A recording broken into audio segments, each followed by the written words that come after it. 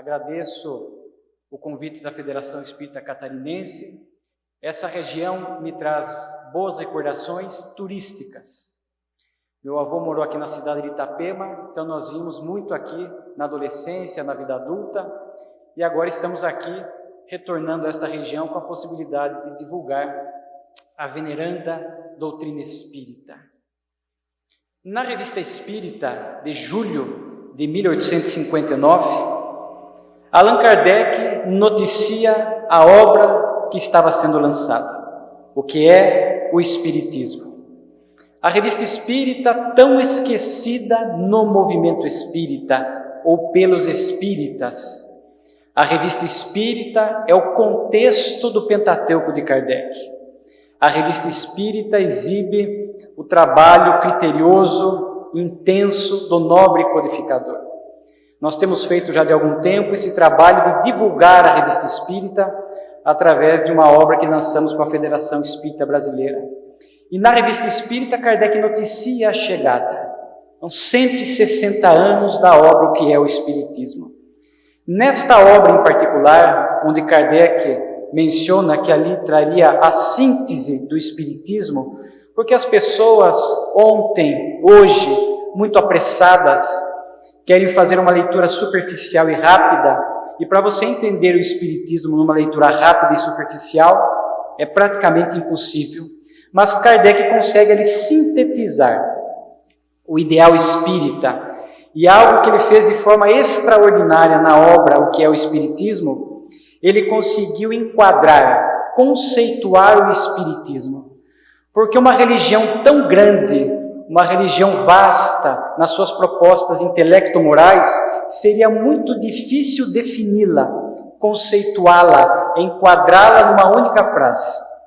E no preâmbulo da obra, Allan Kardec consegue fazê-lo de forma extraordinária. O Espiritismo é a ciência que estuda a natureza, a origem e o destino dos espíritos e a relação destes com o mundo corporal. Que conceito extraordinário de Kardec. Naturalmente que nós vamos abordar este conceito nas duas falas, nesta e na parte da tarde, mas nesta manhã eu trouxe para nós a questão da origem dos espíritos. Um tema tão... entender a nossa gênese espiritual. Eu ainda não vou dizer para você quanto tempo nós temos de realidade espiritual, porque nós somos velhos. Se olharmos para o nosso passado espiritual, nós vamos ver que ali há uma história intensa. E quando nós estamos falando de origem dos espíritos, nós vamos aqui falar de reinos inferiores da criação. Nós vamos buscar na literatura espírita informações que vão nos mostrar a importância de cada reino para nós.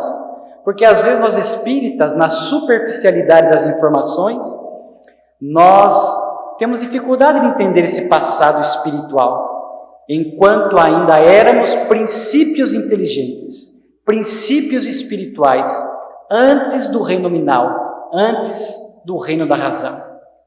Jesus terá a oportunidade de falar na saída do templo de Jerusalém, isto é anotado pelo discípulo João, logo após curar o paralítico da piscina de Betesda. Era um sábado, e os fariseus procuravam artimanhas, pigmeus morais que eram, para tentar atrapalhar a missão do Cristo. Não conseguiram. E após falar que Jesus curara no sábado, Jesus vai dar a resposta: o Pai trabalha incessantemente. Deus trabalha incessantemente, sem parar. E uma desses trabalhos do Criador é a criação de princípios espirituais. O Pai cria, nós não somos de edição limitada. Deus não teve num momento da eternidade, criou um grupo de princípios espirituais e parou. Não, a criação divina é incessante. Joana de Ângeles, na obra Iluminação Interior, ela vai falar: Deus trabalha sem cessar. Deus cria fascículos de luz. Nós somos criados por Deus fascículos de luz, o germe da perfeição. E isto vem paulatinamente sendo desenvolvido. Naturalmente que quando nós falamos dos reinos inferiores da criação, é diferente do reino nominal, da razão, do senso moral, o livre-arbítrio, as escolhas, as provas, as expiações, as missões. É algo totalmente diferente. Totalmente diferente. Quando nós falamos de reinos inferiores da criação, nós estamos falando de outras potencialidades do princípio espiritual, importantíssimas, porque senão nós não éramos o que somos hoje, espíritos, os seres inteligentes da criação. E aqui nós gostaríamos de fazer uma pequena observação. Nutrimos um profundo respeito por escritores, oradores espíritas, alguns que defendem que o princípio espiritual não estagia no reino mineral. Há diversos artigos de alguns que sustentam esta tese. E nós estamos aqui para apresentar a tese integral dos 3 reinos. E estamos aqui embasados em Joana de Ângeles, estamos embasados em Emmanuel, estamos embasados em Kardec. Neste início da nossa fala da manhã, nós gostaríamos de trazer aqui alguns slides que vão demonstrar a nós isto. Questão 607A do Livro dos Espíritos. Desta forma, a alma parece ter sido o princípio inteligente dos seres inferiores da criação. Não dissemos que tudo se encadeia na natureza e tende à unidade? É nesses seres que se está longe de conhecer plenamente que o princípio inteligente se elabora, individualiza-se pouco a pouco e ensaia para a vida. Capítulo 11 do Livro dos Espíritos. Então aqui já vemos a espiritualidade superior nos falando desses estágios anteriores, nossos estágios anteriores nos reinos inferiores da criação. Gostaria de deixar claro que nós não vamos aqui esgotar o assunto, é impossível. Até porque a informação que provém da espiritualidade, ela é limitada, dosada de acordo com a nossa capacidade.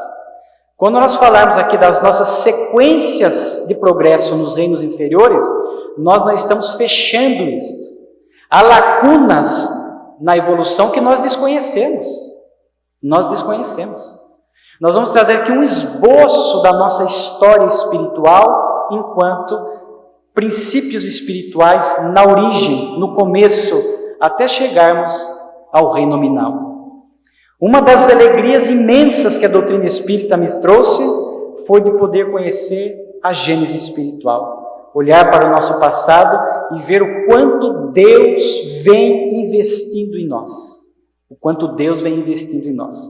Então vejamos aqui, o Livro dos Espíritos, eles já estão apresentando, sinalizando para nós, porque está inserido no capítulo Os 3 Reinos, os Espíritos já estão deixando claro para nós a respeito do processo evolutivo nos 3 reinos. Para ratificar essa ideia, nós vamos citar aqui um texto da Revista Espírita. Porque é interessante que quando Kardec publicava algo na Revista Espírita, é porque ele concordava com a ideia. Ele jamais publicaria algo que fosse contra os princípios espíritas. E nós vamos encontrar na Revista Espírita um texto: mas tudo não para em apenas crer no progresso incessante do espírito, embrião da matéria, desenvolvendo-se ao passar pela peneira do mineral, do vegetal, do animal para chegar à humanimalidade, onde começa a ensaiar-se apenas a alma que se reencarnará orgulhosa de sua tarefa na humanidade. Revista Espírita, maio de 1865. Há muitas lições extraordinárias na Revista Espírita. Aqui o pensamento do codificador, mostrando para nós as experiências nos 3 reinos. E para fazer este fecho da ideia que nós estagiamos, sim, nos 3 reinos inferiores, nós vamos citar aqui Emmanuel, a obra Consolador, questão 79. A escala do progresso é sublime e infinita. O mineral é atração, o vegetal é sensação, o animal é instinto, o homem é razão, o anjo é divindade. Então vejamos que, primeira premissa, estagiamos nos reinos inferiores da criação, inclusive no reino mineral. Nós tivemos uma oportunidade, certa feita, de ter um desafio de escrever algo que está numa de nossas obras a respeito do reino mineral.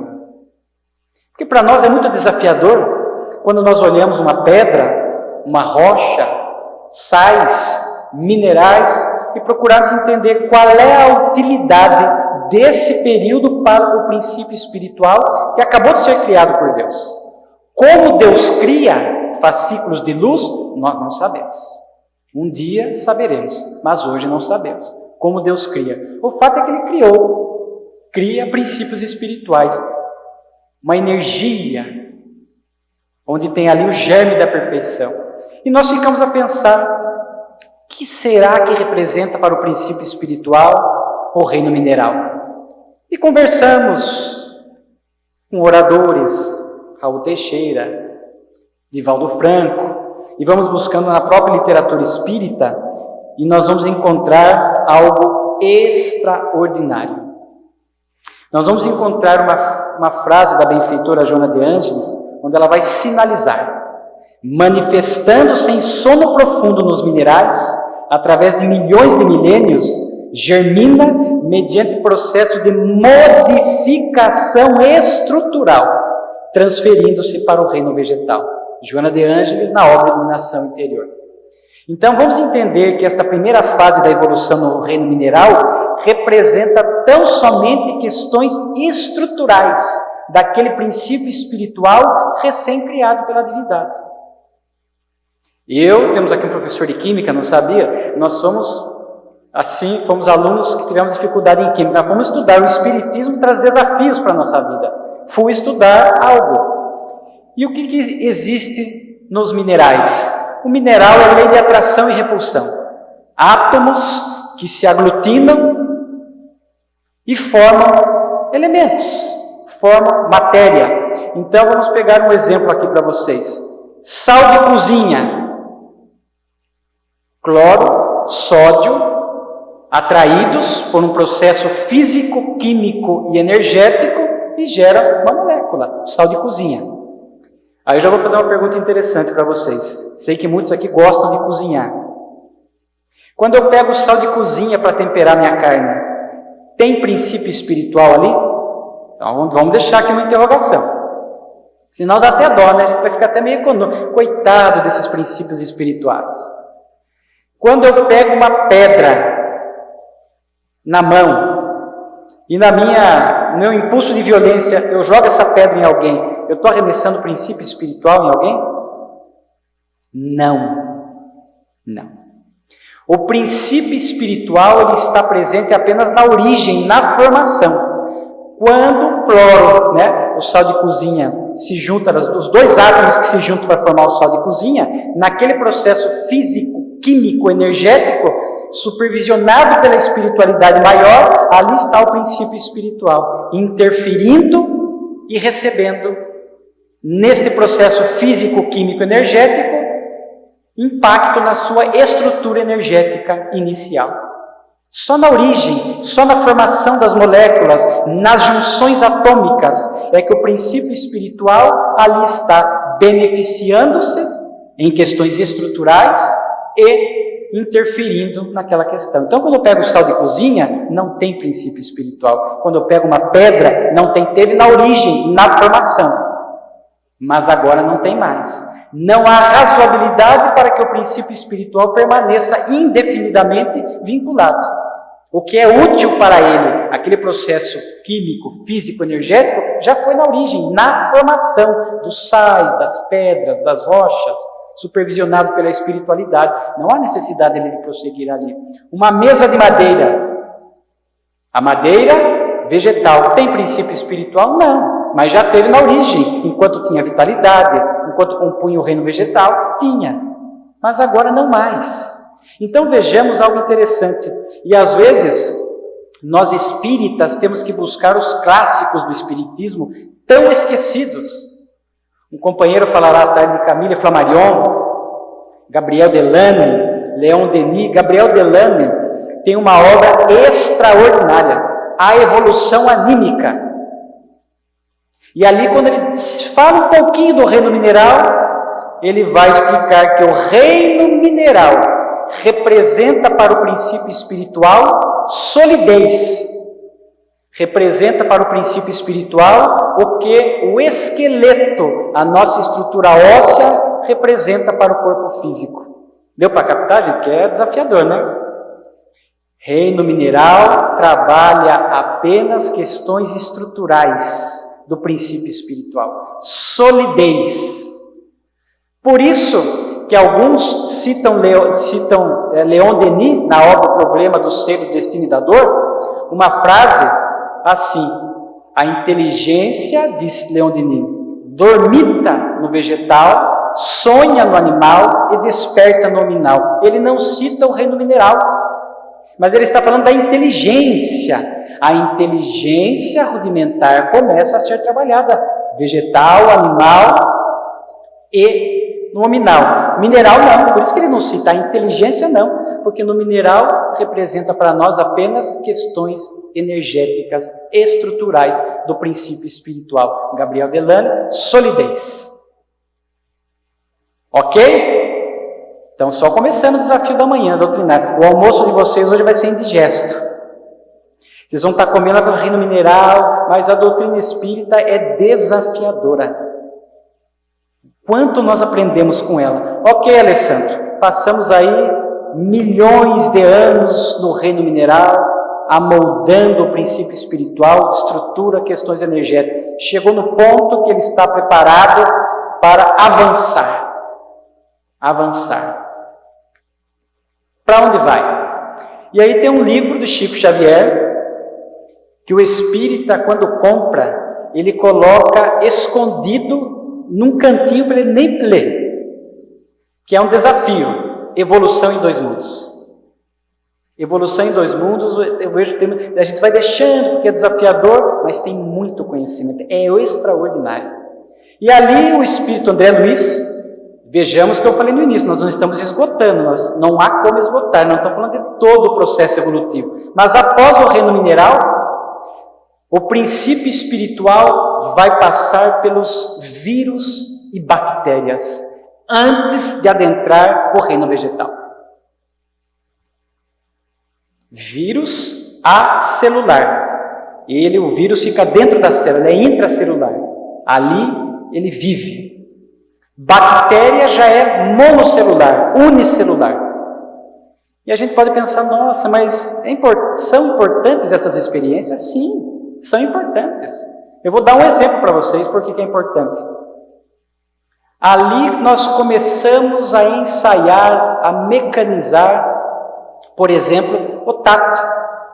Aonde nasceu o tato? Nos impulsos das amebas unicelulares que tateiam o alimento e o envolve. André Luiz explica isso. Olha onde nasceu o tato. Aonde nasceu o tato? Nas bactérias, diz André Luiz, ali nós começamos a ensaiar a reprodução assexuada.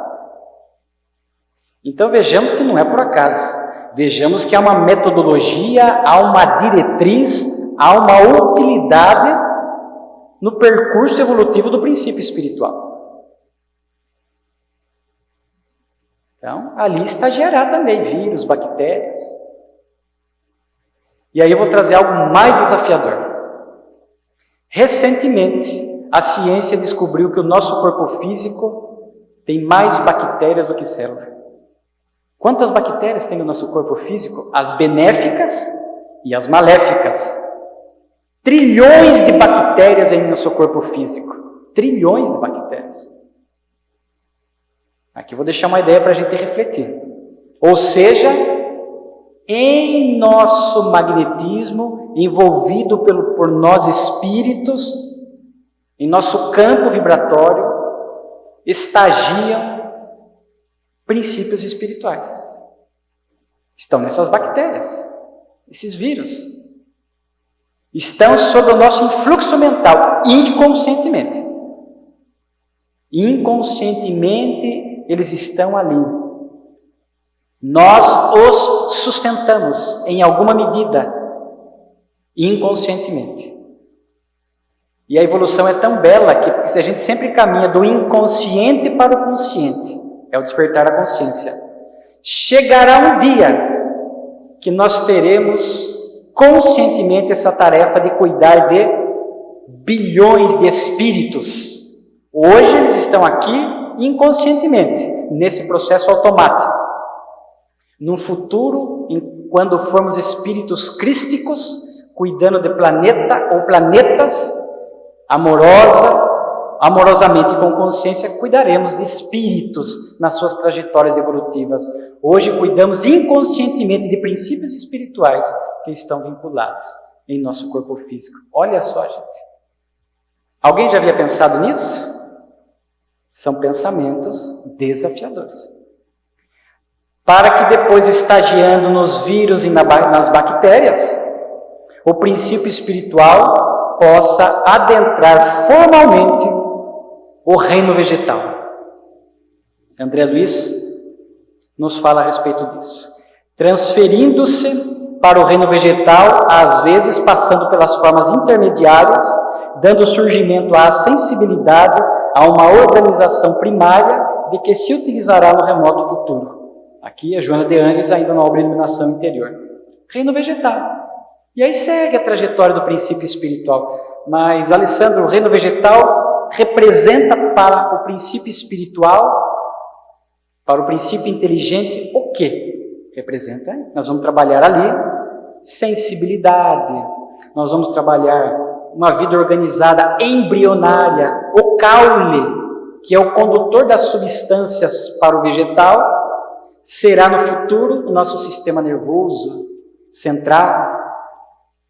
Nós vamos trabalhar respiração, alimentação, fotossíntese, reprodução. Nas bactérias eram assexuadas, nas algas verdes surge a primeira experiência de reprodução sexuada. É lá que nós aprendemos, é lá que nós começamos a experimentar essas funcionalidades para o princípio espiritual, ensaiando, até que nós mecanizamos, automatizamos. Alguém faz força para respirar? Não. Nós fomos automatizando lá atrás, fomos aprendendo essas funções vitais da vida. No vegetal, por exemplo, nós sabemos de estudos extraordinários de plantas que demonstram sensibilidade e reagem à música clássica, já viram? Música ruidosa, barulhenta e música clássica. A planta reage à música clássica, vive mais tempo. Colocada em ambiente hostil, ela murcha logo. Uma música clássica, mais vitalidade. Lembrando que no reino vegetal já inicia para o princípio espiritual o contato com o princípio vital, a vitalidade, que não havia no reino mineral. Então vejamos coisas que estão sendo trabalhadas. Sensibilidade. Eu vi um estudo recente que a planta, quando é arrancada a folha, quando ela é submetida a situações de estresse, ela emite um gás, e este gás faz um som, emite um som. Maior é o som do gás, conforme maior seja o estresse que é impresso na planta. Então seria uma dor rudimentar, entre aspas. Já há sensibilidade sendo trabalhada, uma vida organizada. A planta tem uma vida organizada, conforme nós falamos aqui, uma organização nervosa primária, o caule, a respiração, a alimentação, funções que vão sendo, repito, mecanizadas pelo princípio espiritual, que estagiará sob a tutela da espiritualidade maior. Aliás, tem uma mensagem extraordinária na Revista Espírita que se chama O Gênio das Flores, onde eles falam de espíritos que trabalham nessa área, nesse segmento do reino vegetal no mundo espiritual, responsáveis por harmonizar e produzir o perfume das flores. Há tarefas no mundo espiritual que nós sequer temos noção. Tarefas variadas, porque esses reinos inferiores são tutelados por essas mentes superiores. Quem gosta muito de planta já é uma área de trabalho no mundo espiritual depois. Poder trabalhar, cuidar do perfume das flores, cuidar dos princípios espirituais que estão estagiando neste reino.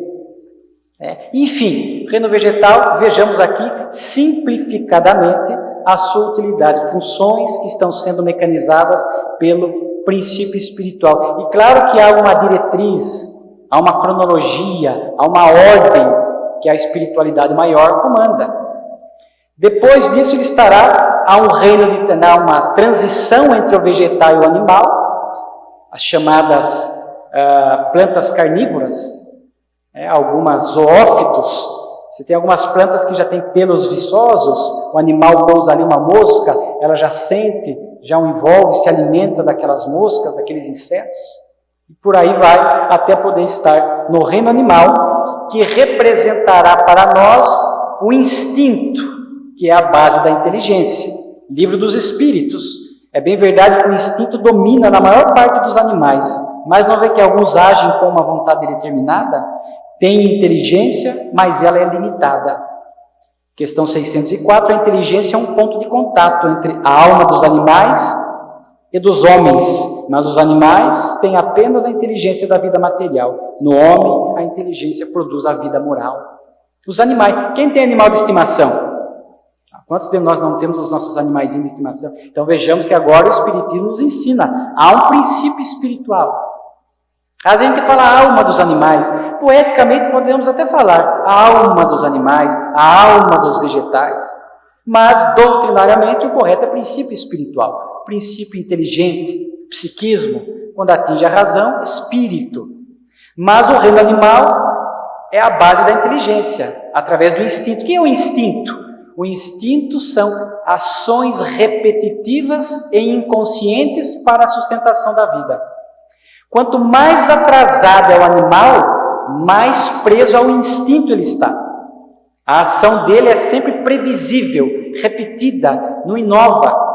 Vamos pegar um peixe, por exemplo. Você pega um peixe, se você colocar uma isca na vara e pôr para o peixe comer, ele vai pegar a isca, o anzol vai machucá-lo, ele vai sofrer. Se você tira, põe de novo ele na água e jogar a isca de novo, ele vai pegar. E se você jogar pela terceira vez, ele vai pegar. Vejamos então, aprisionado ao instinto. Quanto mais atrasado é o animal, mais preso ao instinto. Há uma escalada evolutiva sequencial no reino animal, tutelado pela espiritualidade. Desde os animais mais primitivos, mais instintivos, e aí isto vai se encaminhando até um dado momento em que atingirá os animais mais evoluídos, os mamíferos, onde ali já começa a brotar uma ação refletida, uma inteligência já rudimentar. Quem tem cão em casa sabe disso. O cão já tem uma atividade refletida, embrionária. Na obra A Evolução Anímica, Gabriel Delane escreverá muito a respeito disso. Quem gosta de animais, eu sugiro a leitura. Ele vai falar de questões que estão sendo trabalhadas no animal, coisas embrionárias que às vezes nós nem notamos. No animal mais evoluído, uma ação refletida. Por exemplo, ele dá um exemplo de uma raposa. A raposa acaba de caçar um ganso, está na sua boca, ela vê um muro de 1,5 metro aproximadamente, ela tenta pular uma vez, não consegue, 2 vezes não consegue, 3 vezes não consegue. Aí ela começa a fitar o muro. E aí ela acha uma fresta no meio do muro, prende o ganso ali, pula em cima do ganso, pula no muro, pega o ganso e vai embora. Uma ação refletida, parou, fitou, embrionária, a base da inteligência mais adiante. Então, no animal está sendo trabalhado isso. Claro que nós estamos falando genericamente, que nós poderíamos esmiuçar mais essa questão.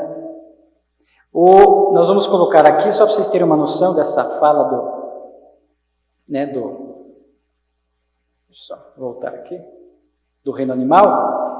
Nós vamos perceber que o Gabriel Delane fala, o animal já demonstra curiosidade. Quantas vezes o cãozinho nosso está lá, escuta um barulho, a orelhinha, curioso. Já tem alguma curiosidade, chega um barulho, uma pessoa toca a campainha, ele já está lá curioso para saber quem é. No animal, nós já está sendo trabalhado, nos animais superiores, sobretudo, ele fala a própria, ele chama de autoestima rudimentar, o amor próprio, tudo rudimentar, gente. Não é o amor nas dimensões do reino nominal, estamos ensaiando. Está trabalhando ali já a autoestima no animal.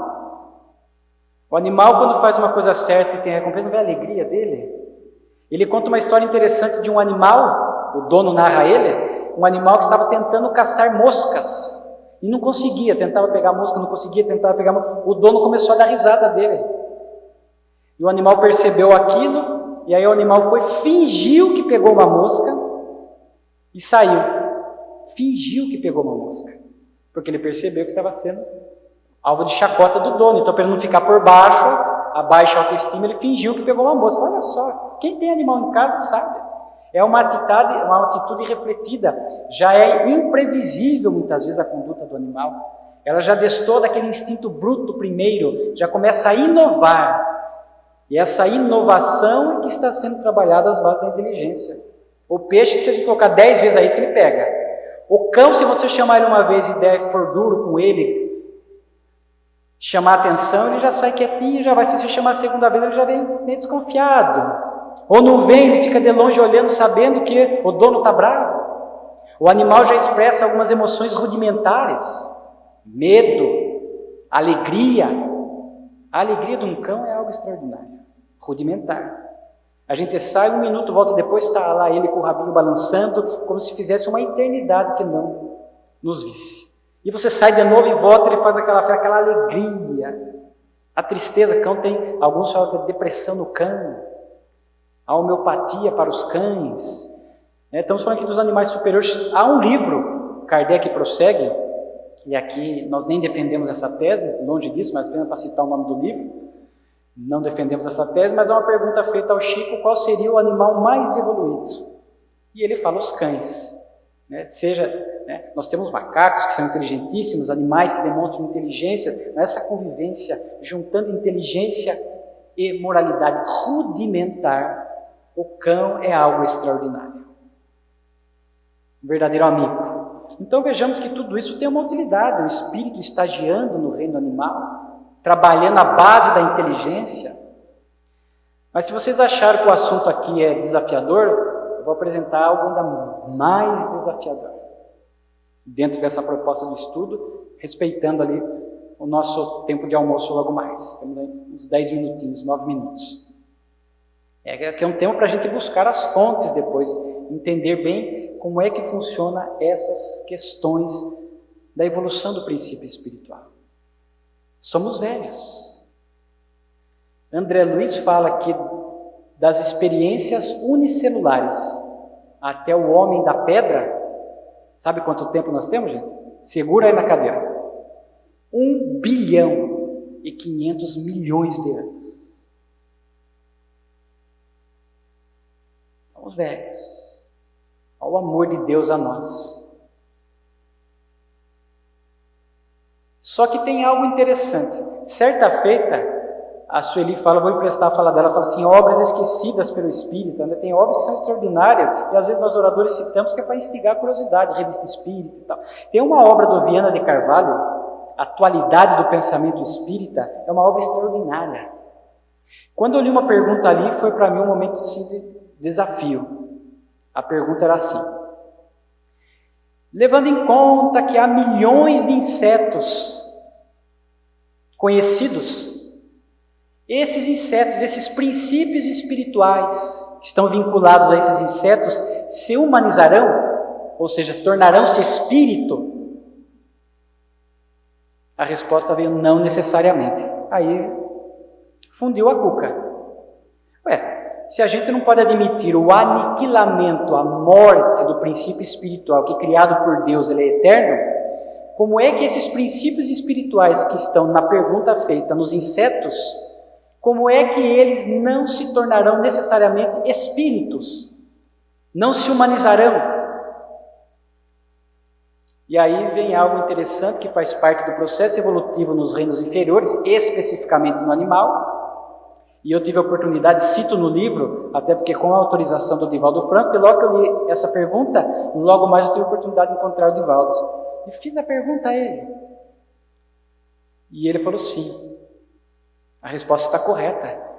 Porque no momento do reino animal, nós não somos princípios espirituais, almas, entre aspas, individualizadas. A teosofia chama de alma-grupo.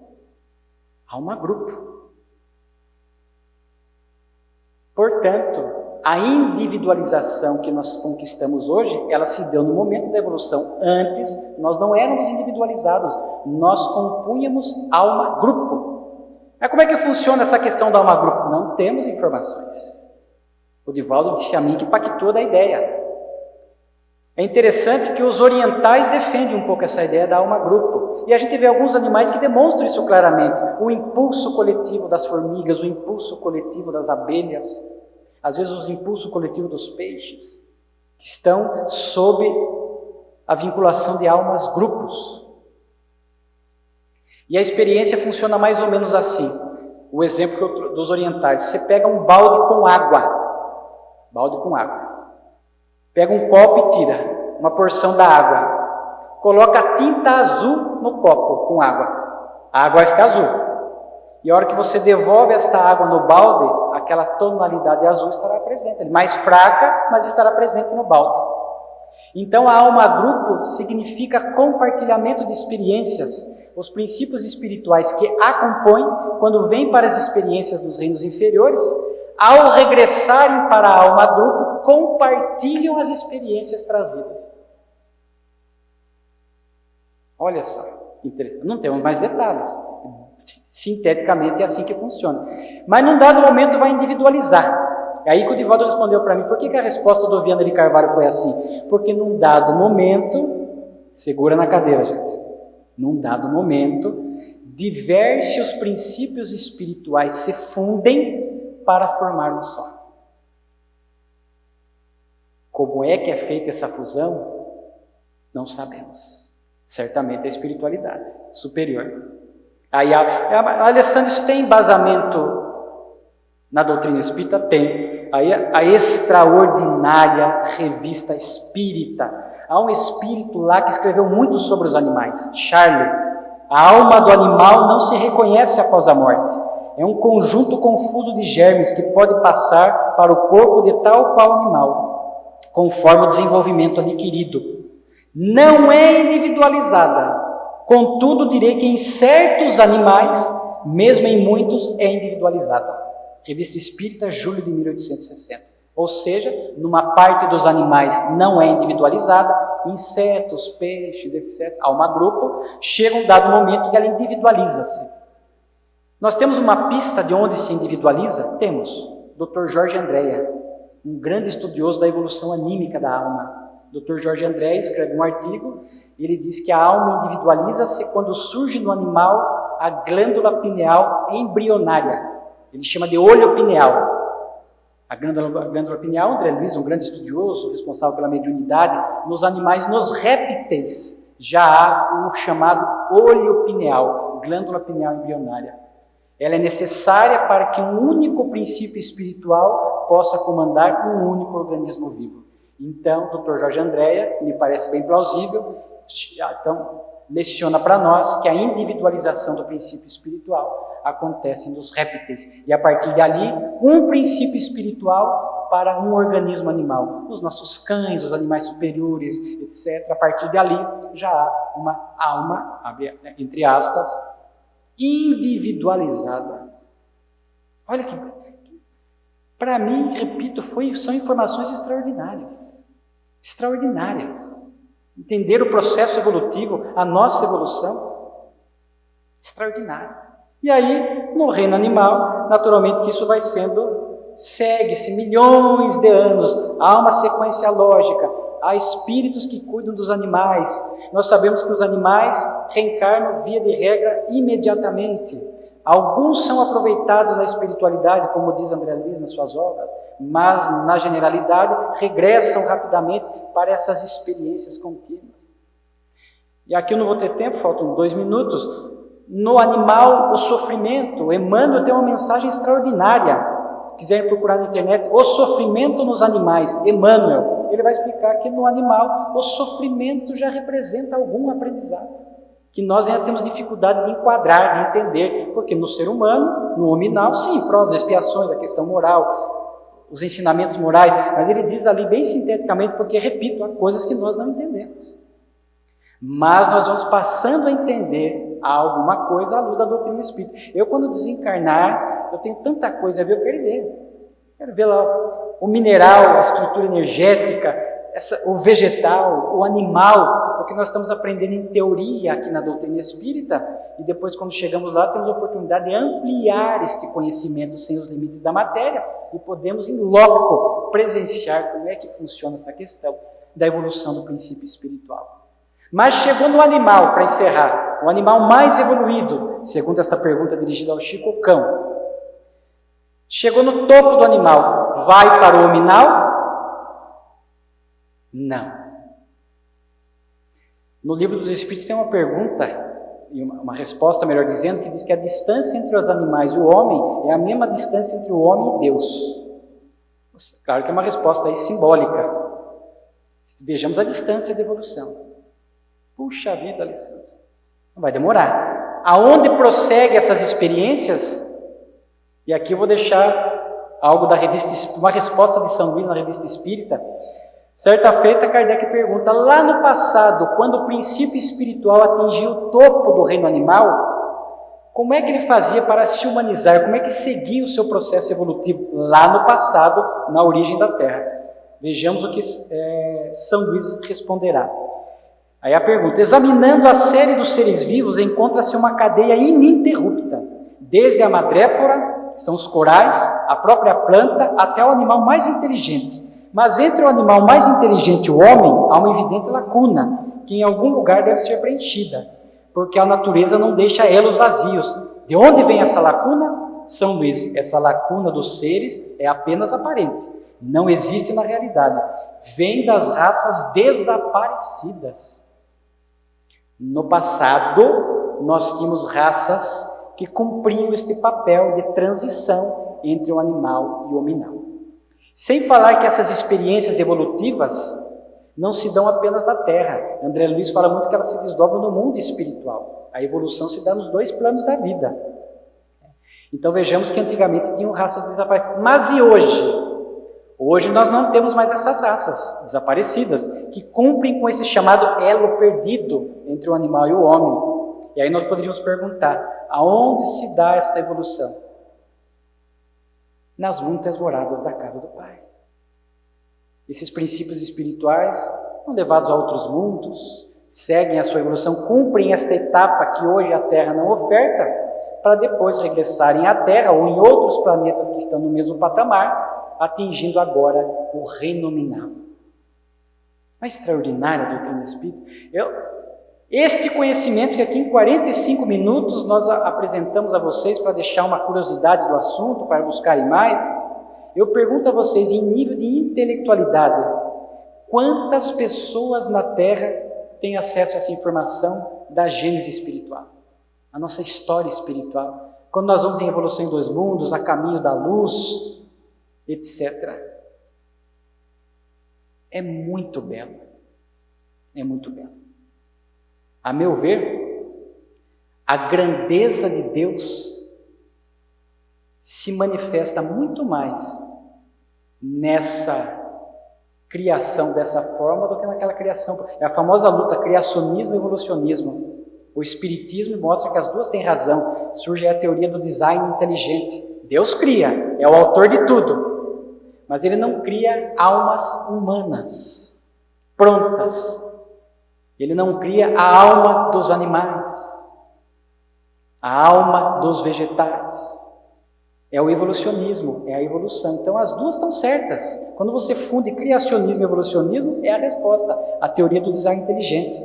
E quando nós vemos a criação divina, as leis de Deus agindo dessa forma, para que nós fôssemos o que somos hoje, a meu ver, a grandiosidade de Deus está muito mais presente do que simplesmente uma varinha mágica criar a alma de um homem. A alma de um homem. Então nós vemos aqui A criação divina, a nossa história espiritual, nos reinos inferiores da criação. No mínimo, que ali não está o mineral embutido. Então, dos monocelulares ao homem da pedra. Nós já não somos mais homem da pedra. Vamos somar aqui, nós temos aí em torno de 2 bilhões de anos. 2 bilhões de anos. Mecanizando, automatizando funções que foram importantes para o que nós somos hoje. E agora caminhamos daqui para a angelitude, que é o nosso tema da tarde, para darmos seguimento à nossa fala. Muito obrigado, tenhamos um bom almoço, sem indigestão.